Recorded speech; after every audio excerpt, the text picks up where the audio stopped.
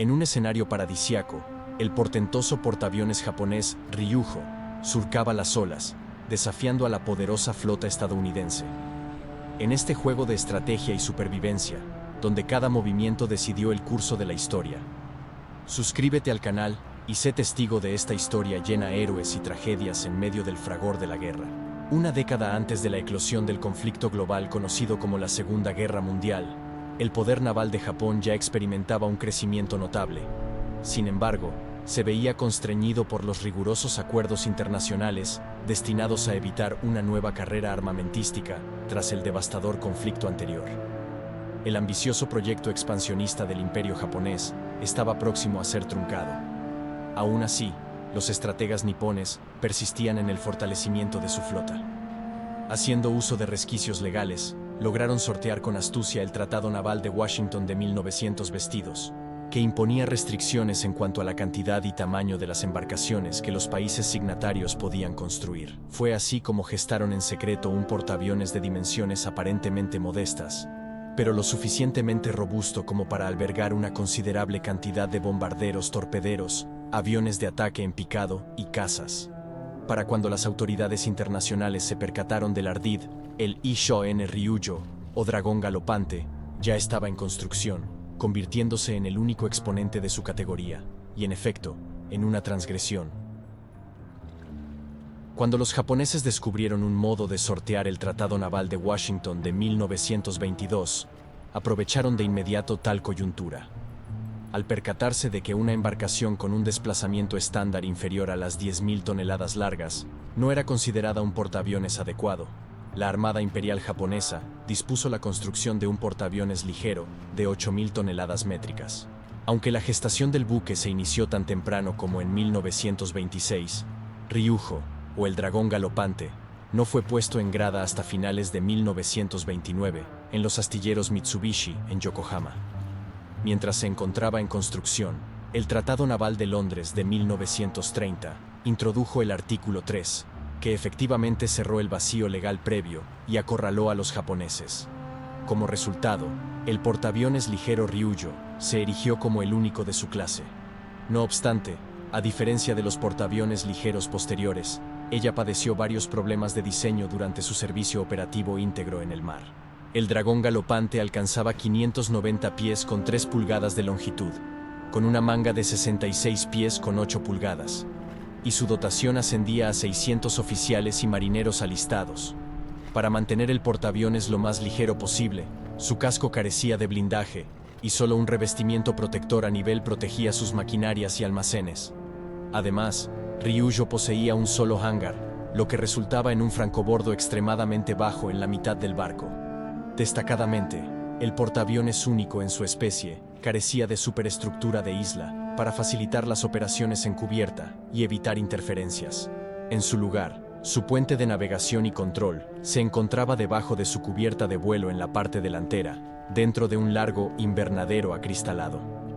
Inicialmente, su grupo aéreo comprendía 9 bombarderos torpederos Mitsubishi B-1M2 y 3 cazas A-1N1, con 3 y 2 repuestos, respectivamente.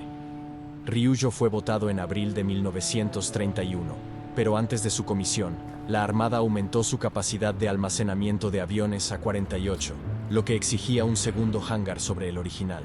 Además de su manga estrecha, la consecuente falta de estabilidad la convertía en un barco inaceptablemente inestable, especialmente en mares agitados, algo que ni siquiera la instalación de giroestabilizadores Sperry pudo solucionar. A pesar de ello, el portaaviones ligero fue comisionado el 9 de mayo de 1933, con el capitán Toshio Matsunaga al mando, pero al año siguiente, Ryujo se convirtió en el buque insignia de la primera división de portaaviones del contraalmirante Hidejo Wada, y el capitán Ichiro Ono asumió el mando. Sorprendentemente, los diseños inestables no eran raros en la era de Ryujo, pero tras el incidente del barco torpedero Tomosuru, en 1934, que vio el barco volcarse en una tormenta, la Armada revisó la estabilidad de todas sus embarcaciones. Se sabía que Ryujo era apenas estable, pero aún así fue atracado y su quilla fortalecida, mientras se agregaba lastre y bulones de torpedo poco profundos. Aunque el portaaviones ligero fue modificado varias veces, Su destino demostraría que su diseño decepcionante nunca fue verdaderamente corregido. Tras una serie de derrotas desalentadoras, Ryujo quedó atrapado en un tifón, junto con otros buques de guerra japoneses, en el infame incidente de la Cuarta Flota de 1935, lo que la dañó gravemente. El portaaviones ligero luego regresó al astillero naval de Kure para más mejoras en su navegabilidad. Su distintiva proa baja fue elevada a un nivel más alto, o 10 pies. Se añadió un reborde para evitar la entrada de agua en mares agitados, y se mejoró su equipo de detención. Pero más importante aún, su puente y cubierta de vuelo delanteros fueron redondeados, acortándolos efectivamente en 6.5 pies. Para el 31 de mayo de 1936, la remodelación estaba completada y el barco reformado fue desatrancado. Más tarde ese año, Ryujo retomó su papel como buque insignia y se reincorporó a la primera división de portaaviones. Esta vez, su fuerza aérea incluía una mezcla de bombarderos torpederos B-3GI-1, bombarderos en picado D-1A1 y cazas A-12N. Sin embargo, el portaaviones pronto demostró impresionantes tácticas de bombardeo en picado, y por lo tanto, se retiraron sus bombarderos torpederos. A mediados de noviembre, el capitán Katsuo Abe asumió el mando, pero sería hasta el siguiente verano que el dragón galopante realmente iniciaría su carrera durante la Segunda Guerra Chino-Japonesa. El 13 de agosto de 1937, la primera división de portaaviones arribó frente a Shanghái y se encontró con la segunda división de portaaviones en el mar de China Oriental. Bajo la supervisión del vicealmirante Hasegawa Kiyoshi, se desplegó una operación destinada a brindar apoyo aéreo para las operaciones terrestres en China Central y a lo largo de la costa circundante a Shanghái. En total, 80 aviones basados en portaaviones participaron en el enfrentamiento, entre los cuales se contaban 15 bombarderos D-1A1 de Ryujo y 12 cazas A-4N1. 3 días más tarde, las fuerzas japonesas lanzaron un ataque coordinado contra los aeródromos chinos en los alrededores de la ciudad. El Prancing Dragon logró neutralizar uno de ellos al noroeste de Shanghái, conocido como Hia King, aunque sus aviones se vieron enfrentados por diversos cazas chinos Curtiss Hawk III. No obstante, las fuerzas japonesas consiguieron abatir 2 aviones enemigos sin sufrir pérdidas. A lo largo del mes, las operaciones japonesas se consolidaron en Shanghái, mientras que numerosas aeronaves chinas fueron eliminadas. Posteriormente, el 1 de septiembre, el Ryujo zarpó hacia Sasebo para reabastecerse y retornó 3 semanas después, esta vez con rumbo hacia Cantón. 9 cazas A-4N1 escoltaron a 12 bombarderos en picado D-1A1, aunque fueron interceptados en su trayecto hacia la ciudad. No obstante, las fuerzas japonesas lograron derribar 6 aviones enemigos y se atribuyeron la destrucción de al menos 5 más durante ese día. Ryujo luego partió hacia Shanghái a finales del mes, y a comienzos de octubre, sus aviones fueron desplazados temporalmente al aeródromo de Kunda para brindar protección aérea en el área de Shanghái-Nankín. Posteriormente, el Ryujo cumplió funciones como buque de entrenamiento antes de ser asignado a la segunda división de portaaviones, bajo el mando del contraalmirante Tomoshige Samejima. Además, el portaaviones ligero tuvo sus anticuados biplanos A-4N, sustituidos por 9 monoplanos Mitsubishi 45M Claude, en febrero de 1938. Ahora modernizado, Ryujo contribuyó al apoyo de su división en el sur de China ese mismo año. Desde diciembre hasta noviembre de 1939, permaneció en posición hasta que fue reservada para mantenimiento nuevamente, sometiéndose a un tercer conjunto de modificaciones que duraría hasta enero de 1940. Durante este periodo, su grupo aéreo se mejoró aún más con 18 Kates B-5N1 y 16 Claudes A-5M4, pero debido a su mediocre elevador de popa, ya no transportaba bombarderos en picado. Para abril de 1941, el portaaviones ligero era el buque insignia de la Cuarta División de Portaaviones, y posteriormente serviría a su nación en los primeros días de la Guerra del Pacífico. Ryujo participó en la invasión de las Filipinas el 8 de diciembre, atacando la base naval estadounidense en Davao, Mindanao. Luego, apoyó las operaciones japonesas en la península de Malaca en las semanas siguientes. Posteriormente, el 1 de marzo, Ryujo participó en la segunda batalla del Mar de Java, y 6 de sus B-5N hundieron el destructor estadounidense Pope después de que fuera abandonado por su tripulación. El portaaviones ligero se adentró en el Océano Índico a mediados de la primavera, como parte de la recién formada Primera Flota Aérea, compuesta por Ryūhō, 6 cruceros y 4 destructores. La flota hostigó constantemente a los buques mercantes, y los aviones de Ryūhō atacaron los pequeños puertos de Kokanada y Visagapatam en India. Luego informaron haber hundido 2 barcos y dañado otros 6. Además, los portaaviones y sus 2 escoltas, Yura y Yugiri, también informaron haber hundido 3 barcos más mediante disparos. Tras una última renovación, que le dotó de 6 cañones triples de 25 milímetros tipo 96, el Prancing Dragon recibió la orden de atacar las Islas Aleutianas en el Pacífico Norte.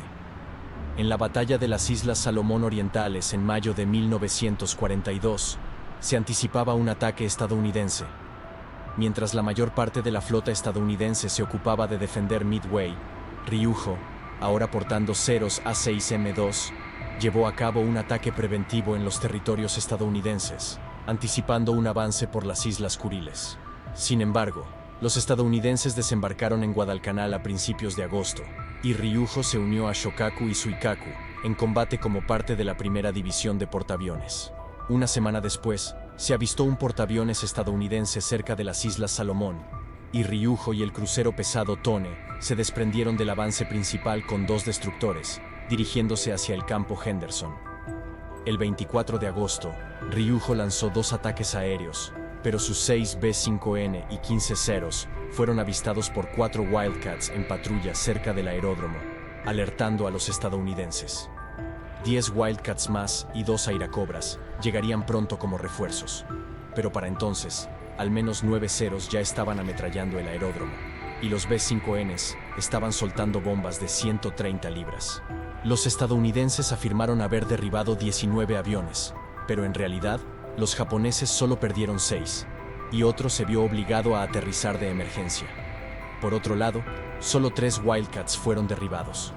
En 20 minutos, los aviones de búsqueda de portaaviones USS Enterprise localizaron la fuerza destacada, y a las 2:55 de la tarde, Ryūhō lanzó otros 3 ceros. Siguió un ataque de 2 Grumman Avengers, pero fallaron por apenas 490 pies. Luego, a las 3 en punto, llegaron otros 2 Vengadores al campo de batalla, pero uno fue derribado en el acto y el segundo desapareció. Mientras tanto, el USS Saratoga lanzó un ataque aéreo con 31 Douglas Dauntlesses y 8 Avengers, sin escolta debido a la distancia. Con Ryūhō a la vista, la flota lanzó bombas de 1000 libras y logró 3 impactos más un torpedo. A pesar de las maniobras magistrales del capitán y la tripulación a bordo del buque japonés, el impacto del torpedo provocó una inundación extrema de las mal protegidas salas de máquinas y calderas de estribor. El portaaviones luego redujo la velocidad. En llamas y escorado, Ryūhō aún luchaba por sobrevivir. Sin embargo, la escora empeoraba cada segundo que pasaba, ya que la inundación imparable desactivaba sus maquinarias, y el barco se detenía irremediablemente. A las 3:15 de la tarde, finalmente se dio la orden de abandonar el barco. Amatsukaze, un destructor amigo, se acercó entonces al naufragio para rescatar a la tripulación mientras otra bandada de B-17 estadounidenses acosaba a la fiesta con poco efecto. Aún así, no pasaría mucho tiempo antes de que Ryūhō se hundiera. El barco finalmente se volteó a las 5:55 de la tarde, mientras llevaba a bordo a 7 oficiales y 113 miembros de la tripulación y no antes de condenar a 14 de sus aviones retornados a arrojarse al mar.